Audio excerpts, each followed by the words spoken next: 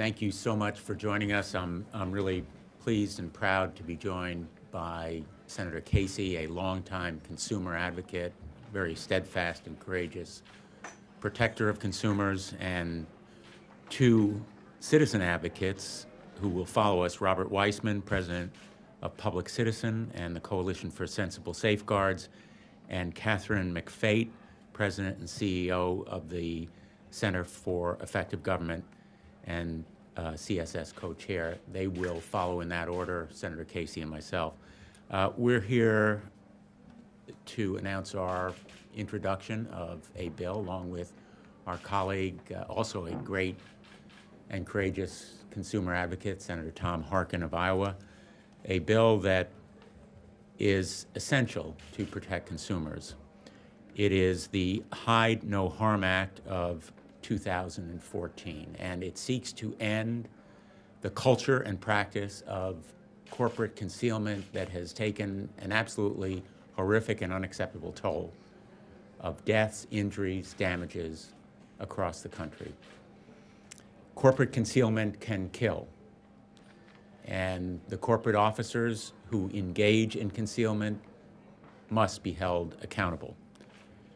Corporate concealment may seem convenient and even cost-effective for corporations when it occurs, but that seeming cost-effectiveness is actually outweighed by the horrendous, enduring, intolerable costs in lives, injuries, and damages. Hiding harm can be horrifically costly, and those costs are very, very tangible and human consequences, as we have seen from the GM experience.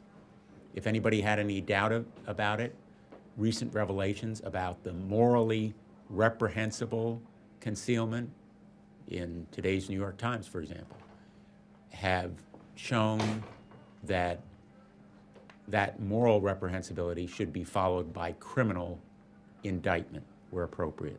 There's an investigation ongoing right now. I called for it by the Department of Justice. My hope is that it will be concluded as quickly as possible.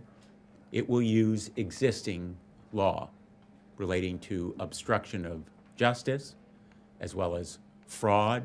There are criminal laws now on the books that may provide remedies in tough punishment for the individuals and the corporation that engage in corporate concealment and cause thereby deaths, as many as 60 or more, injuries, hundreds, and literally probably billions of dollars in damages. But those laws are inadequate. A tougher law is necessary not only to punish but deter corporate concealment. That's the purpose of the Hide No Harm Act of 2014. Deterrence works. The prospect of imprisonment works as a deterrent. It may be the only deterrent that a corporate officer understands. Otherwise, she or he may simply regard the fines and penalties as the cost of doing business. $35 million so far levied against GM for failing to disclose to the federal government the grievous harm done by its defective ignition switch can be regarded as a pittance, even less than the cost of doing business.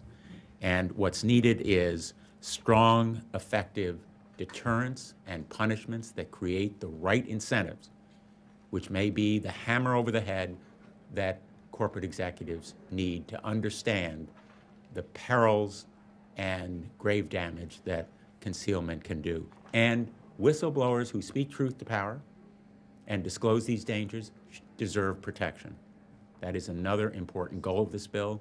They need and deserve a safe harbor, so they will be as courageous as some of them have been without that protection, so that they will come forward and disclose the truth about defects that may be so dangerous.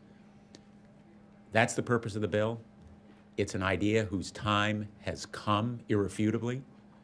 These recent revelations, literally daily, will continue tomorrow when we question witnesses from GM before the Consumer Protection Subcommittee of the Commerce Committee.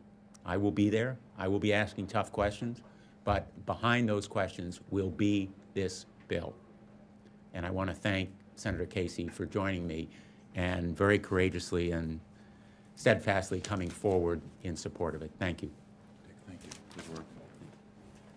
Thank you very much. I want to thank Senator Blumenthal for his leadership in the Senate on this issue.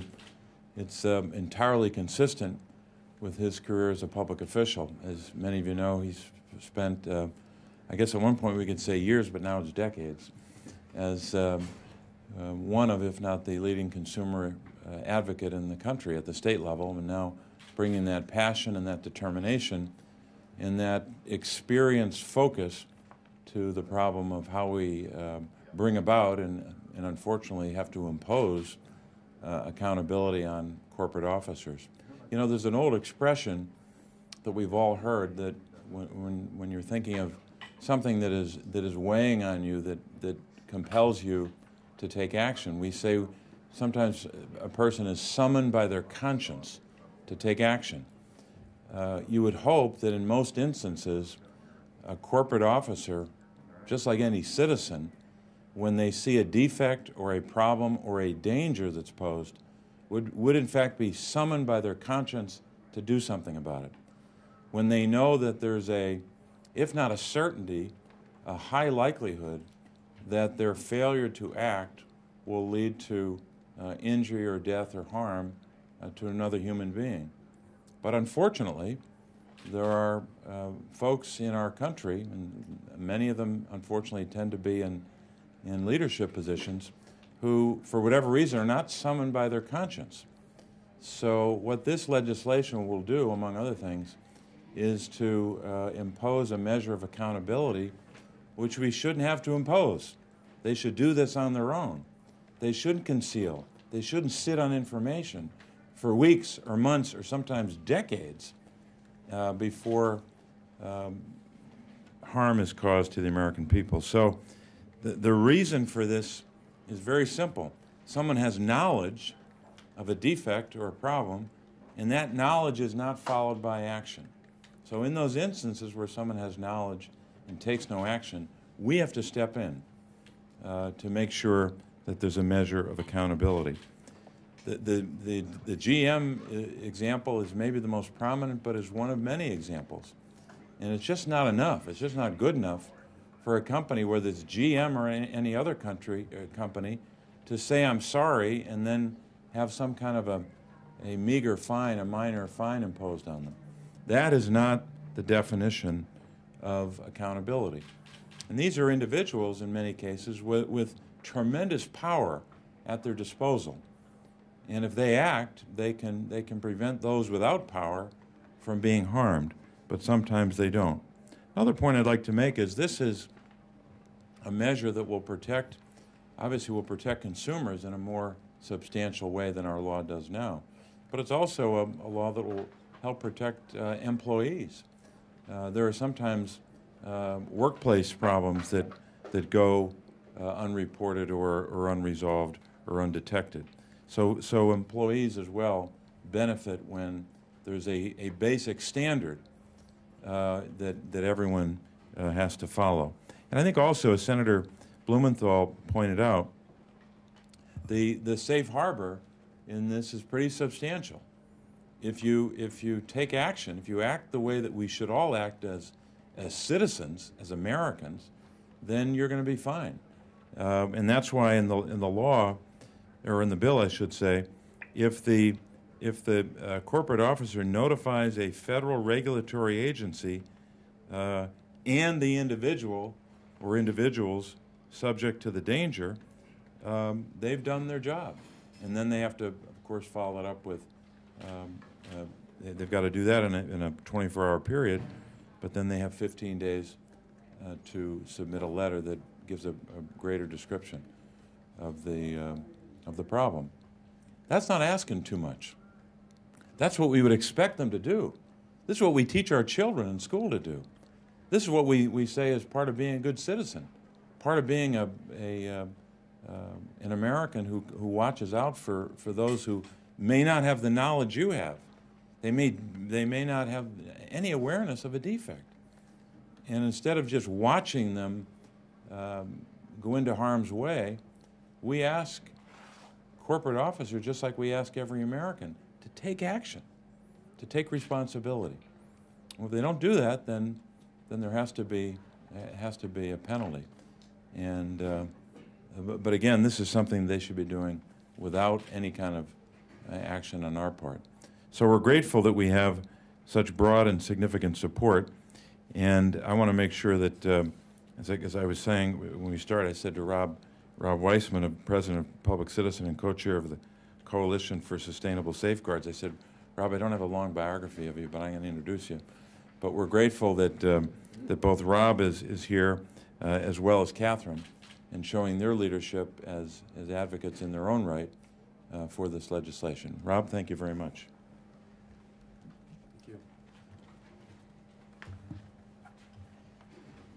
you.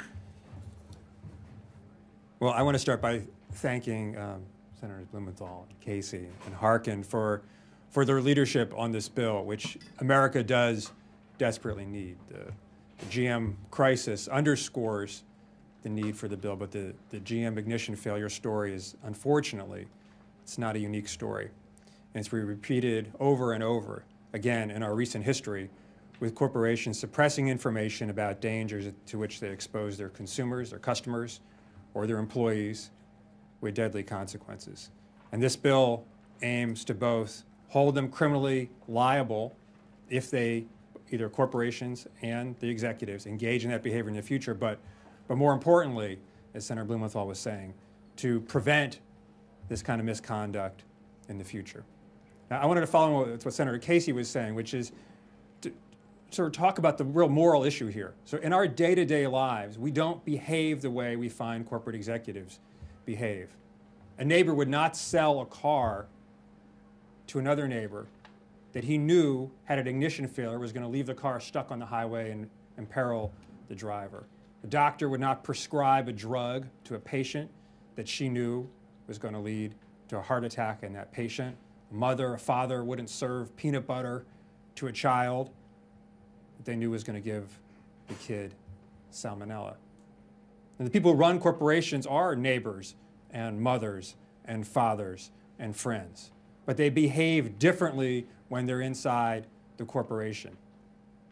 A different culture exists and different social norms have been allowed to prevail.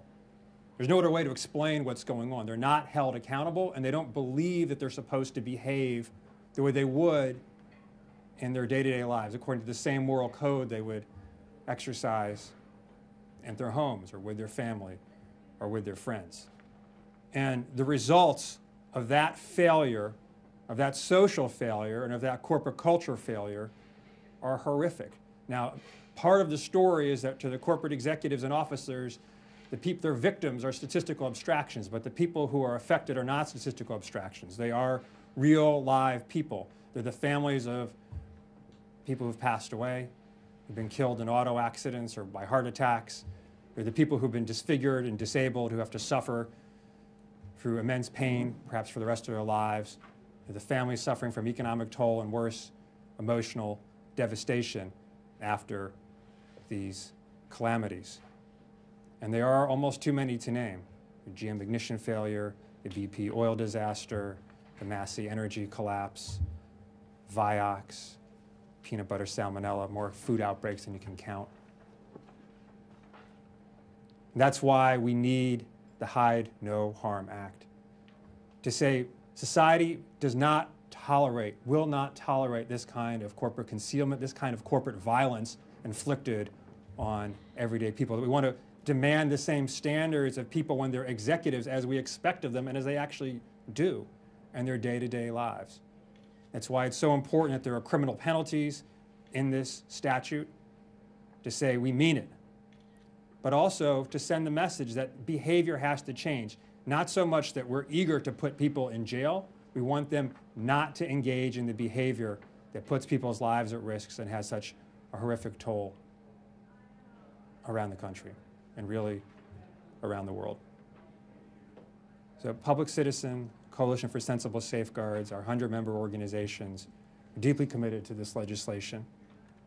Today is the launch and the introduction of the legislation. We are going to work hard to build support for this legislation in the Senate and eventually in the House. We don't see the day far off when this is passed. There is no one in this country who could possibly approve of what General Motors has done. There's no one in this country who approves of drug company executives imperiling their customers. There's no one in the country who wants to see oil platforms explode and kill people or mines collapse. It's not a partisan issue. It's not a right-left issue. It's a human decency issue, and it's a matter of establishing basic norms of responsibility. That's what this act is going to do, and we look forward to a day that's going to come soon when it is passed into law.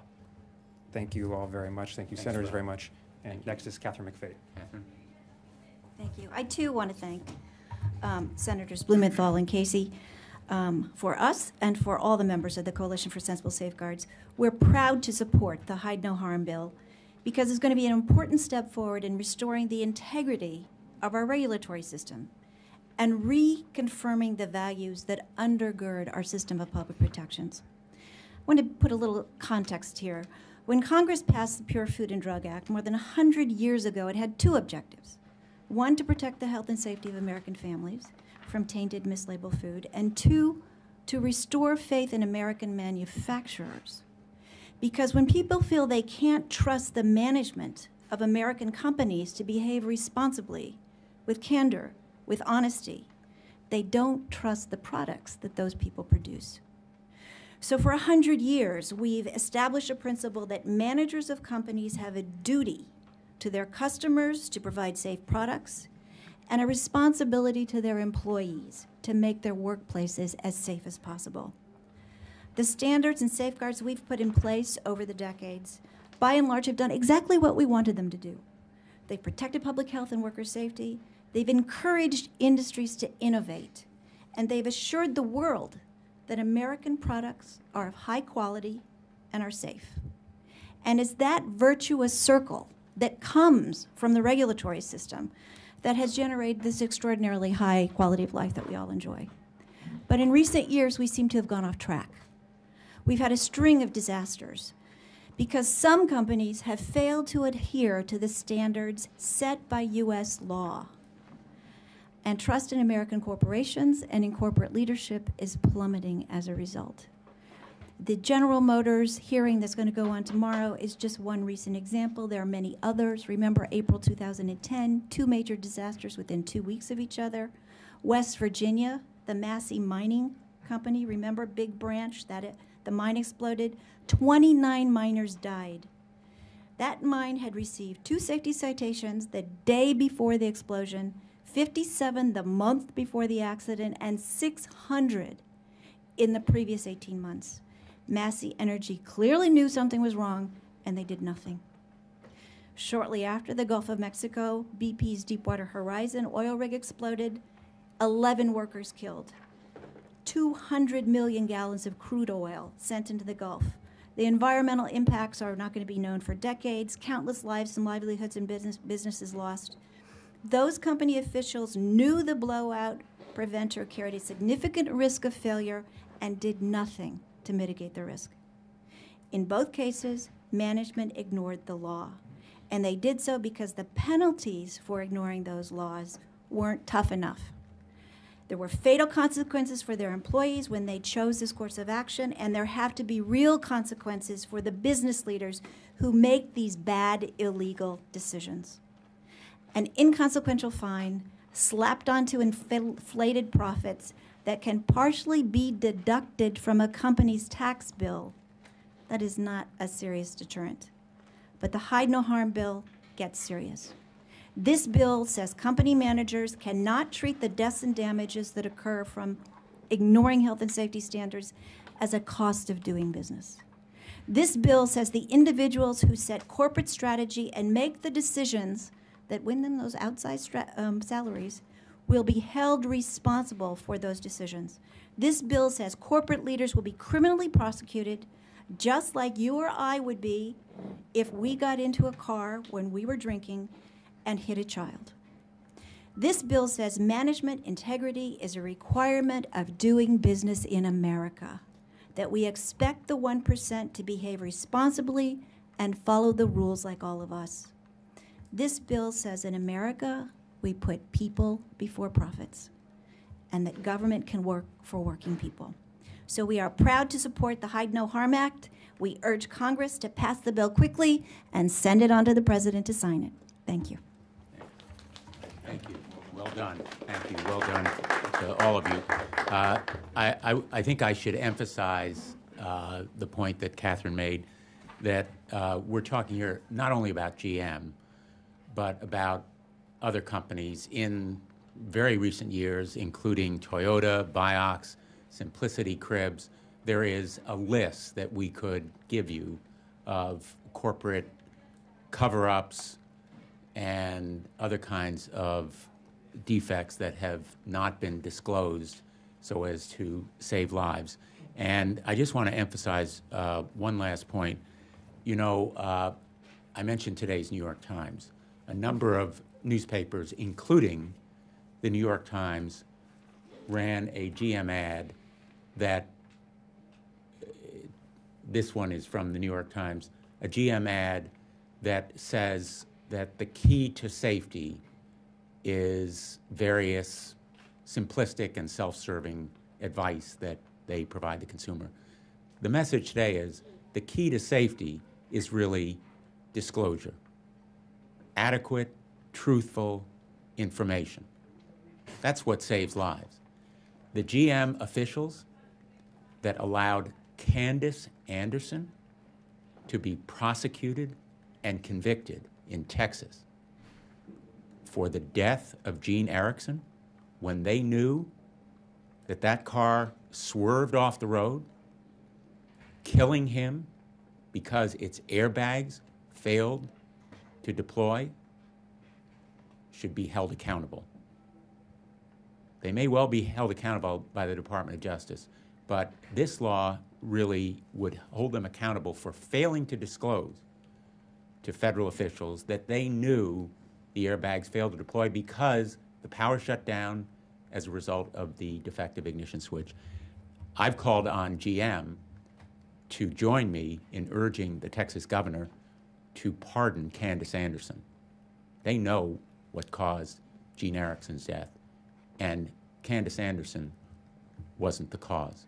That's just in microcosm, just one example, one slice of history that shows in human terms the consequences, the far-reaching ramifications of concealment, destroying lives of people who live through crashes and other kinds of tragedies, as well as costing lives of people who are the immediate victims. Be happy to take your question. Yep. Senator Blumenthal, in lieu of this New York Times article, what are you hoping to ask the officials tomorrow? And is there any retroactive element of this legislation that could impact GM? Criminal statutes can't be applied retroactively. As I mentioned, my strong belief is that existing criminal laws cover the alleged wrongdoing. It's still alleged. I should stress that the claims have not been fully investigated as yet by the Department of Justice. There have been no prosecutions, let alone convictions. So existing criminal laws can be applied. I'm going to be asking tough questions tomorrow about why the secret settlements have still not been open to the public. Settlements that involved exactly these kinds of crashes and could have disclosed the problems and defects that cost lives. I'm going to be asking what GM's legal department did when it learned, and it had a responsibility as officers of the court to make sure that justice was done. I'm going to be asking questions about Candace Anderson's case and whether GM will join me in asking for a pardon of her and of others who may have been similarly convicted as a result of GM's wrongdoing, not theirs. Those are some of the questions, not all. Senator Blumenthal, you were involved many years ago in the battle with the tobacco companies. Would something like that situation be subject to this law as well, if there were a company that had research saying a product was inherently dangerous? Very much so. As you know, the tobacco companies did studies and research and tests that showed, in fact, that tobacco was causing cancer and other diseases. They denied it publicly. They covered up their studies. That kind of concealment would also be covered by this law. And again, I want to emphasize, nobody's asked about it, the punishments under this law would be significant. 5 years in prison for each violation. And those violations could go to each of the crashes or each of the victims, each of the instances of cover-up.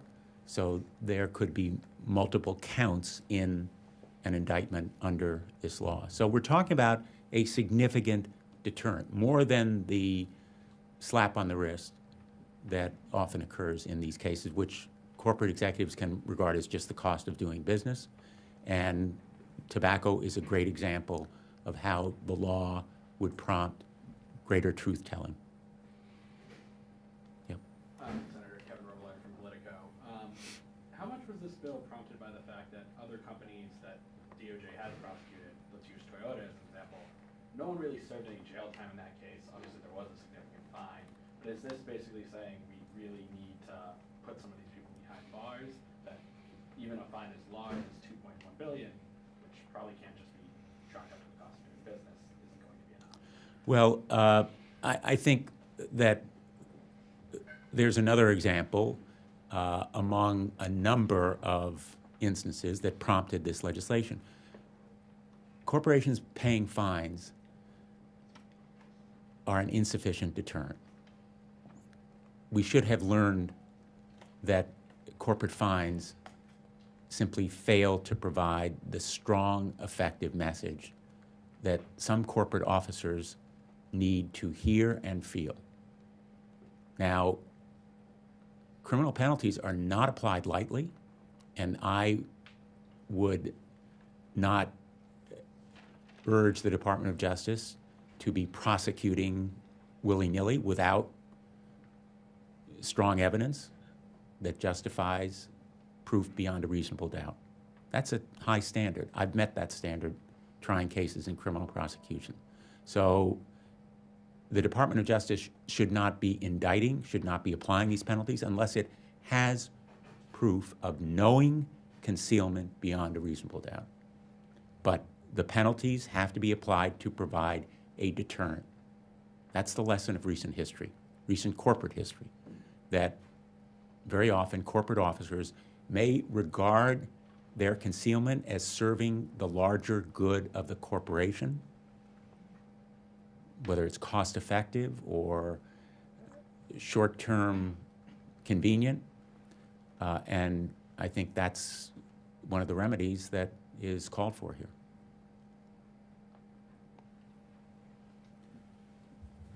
Anybody have anything to add? I'll add one thing. Sure.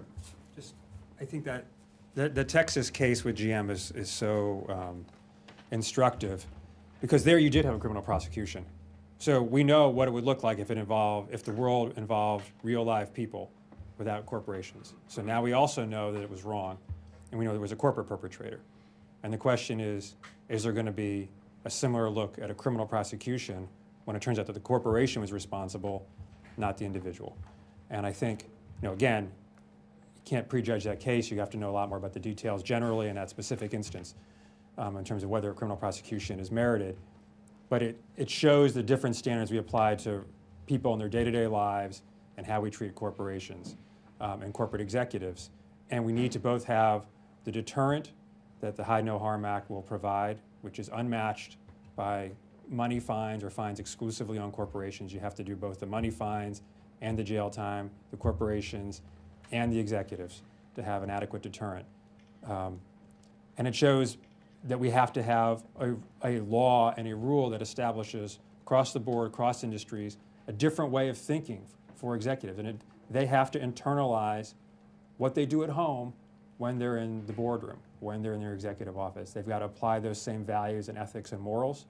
Otherwise, we're going to constantly see these kinds of disasters. And I think the Hide No Harm Act is the remedy to get us there. Yeah. Thanks a lot, Rob. Thank you so much. Thank you. Well said. Rob, thank you. Well done. Thanks. Great job. Thank you. Thank you. Thanks for your work on this. Thank you. Thanks a Thank lot. you so much. Thank you. Great job, both.